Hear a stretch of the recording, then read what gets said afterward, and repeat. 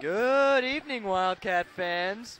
I'm Chase Stouter, and my partner over here, Samuel Anderson. How you doing?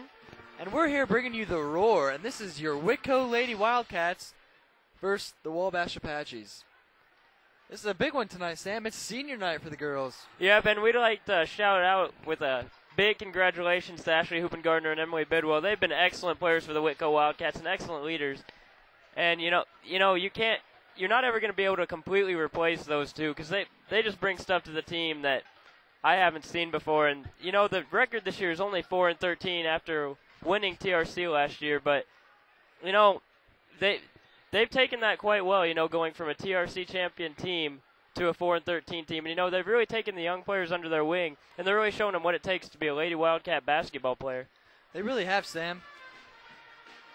Ashley Hoopengardner is such a leader, and so is Emily Bidwell. They both led this team from pretty much their freshman years.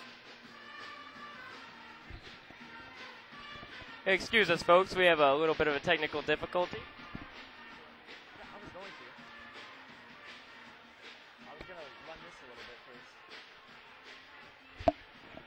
All right, folks, we're back.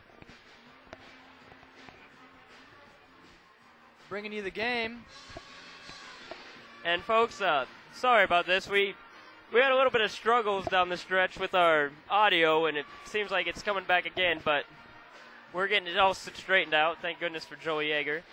But, Chase, something we can say about Emily Bidwell, I mean, Ashley Hoopengardner's got speed, she's got quickness, she's got everything. But Emily Bidwell leads this team in almost every category.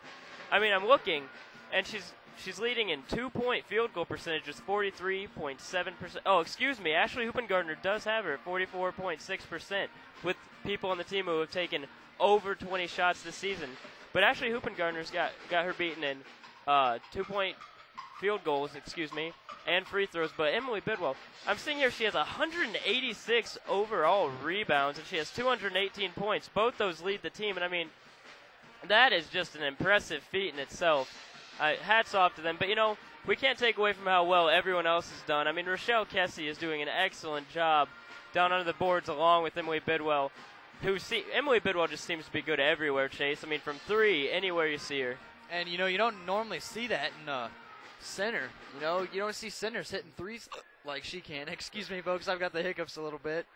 Trying to get rid of those here. But Emily Bidwell, both of those seniors are just great players, and they hate this being senior night. They don't want to leave Whitko. No, and I loved seeing the emotion between Emily Bidwell and Rochelle Kessie when Rochelle handed her the flowers and the balloons and whatever else they hand them. But that just showed that this team is, they're not just teammates. They're also great friends. From the freshmen to the seniors, they get along so well, and that's thanks a lot to Coach Bell and Coach Maggard as well.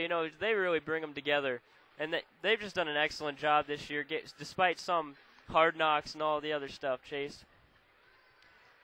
Well, we should be coming down to game time here shortly, but this is kind of a rivalry match. Not much, but Wabash, they're in TRC. Whitko, we're TRC. There's always been kind of a rivalry match between Whitko and Wabash. Well, oh yeah. I mean, and I bet Wabash is a little bit ticked that Whitko's using them as their senior night because it's traditional, folks. I'm just gonna come out and say it that senior night and homecoming, which I believe may just be football, but senior night and homecoming are two nights where you schedule what you consider an easy or feeble opponent. So Wabash is gonna be taking that into account, and they're not gonna be too happy with the way Whitko Wildcats might be treating them. But I do have an interesting thing I'd like to say, Chase. Do you know that our freshman, Michaela Sylvester, has played the most quarters and most minutes on this Whitko Wildcats team this year? I read that, Sam. She's got 48 quarters, and that's leading. The next closest is 47, so it's really close. But, what can't you say about Michaela Sylvester coming up from middle school and just doing a superb job for this team? I mean, I'm looking here. She hasn't hit a three, despite she's only taken two. But she is 32.2% from 2-point, and she's 31.5 in her total field goal. And she even hits 70% of her free throws. I mean, that's unbelievable. She is doing an excellent job. And, I'm looking here, and we are missing Nicole Shepard, who would have been another senior for us tonight, Chase, but she's going to be a hard one to replace. But I'm looking at Rochelle Kessie's stats here, and she is 37% overall from total field goal range, which is pretty well, especially for a center. And she's got 104 points tallied up this season. And I'm looking.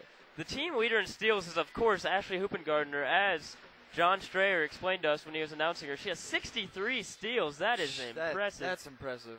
And then you look down and you see she's got 63 steals, but she has 74 turnovers.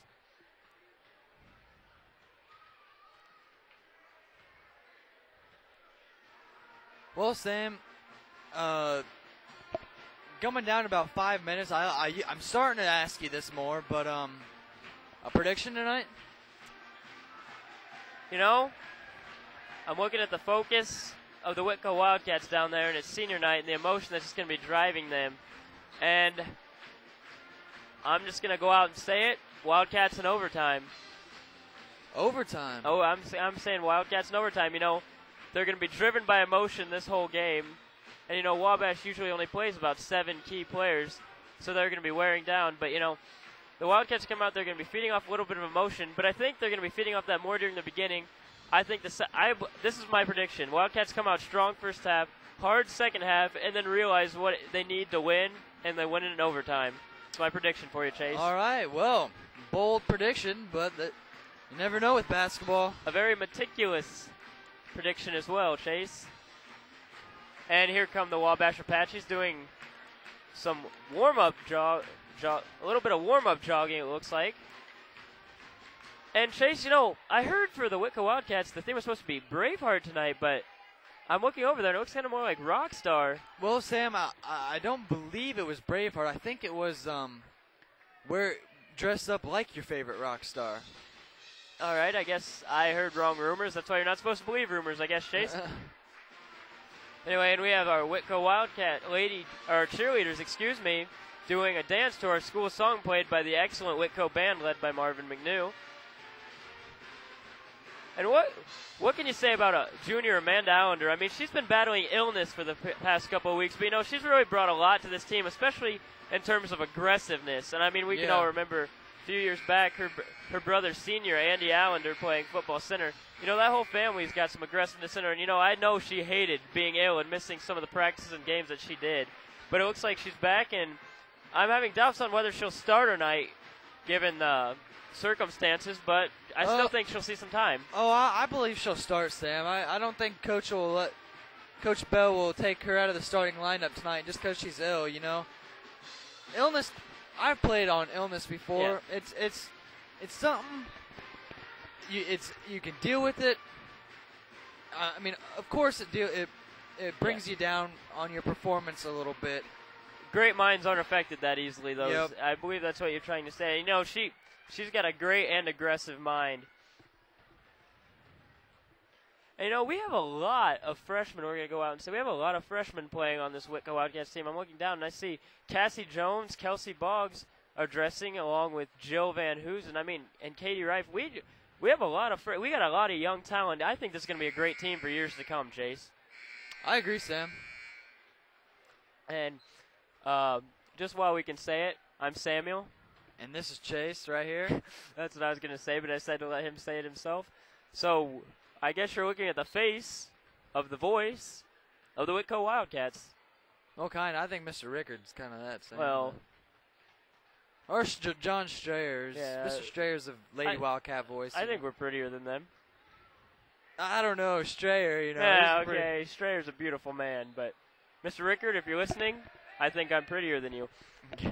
All right, we're going to get back to seriousness, folks. We get off task a little bit, but that's okay because it's always – and you can hear the Whitko Wildcat student section taunting as the Wabash Apaches are practicing some free throws, and if they make it, they're doing the traditional, hey. They're missing doing the little, oh. You know, and it's always good to see the fans trying to get into the heads of the players, but, you know, if the Wabash Apache coach has taught his ladies anything, it's probably don't get intimidated and don't lose this fight before it's over. Well, I think we're going to go ahead and break here. The national anthem should be coming up soon, so we're going to go ahead and break, and we'll be back soon. We'll be back for tip-off, folks. Again, welcome to Whitko High School.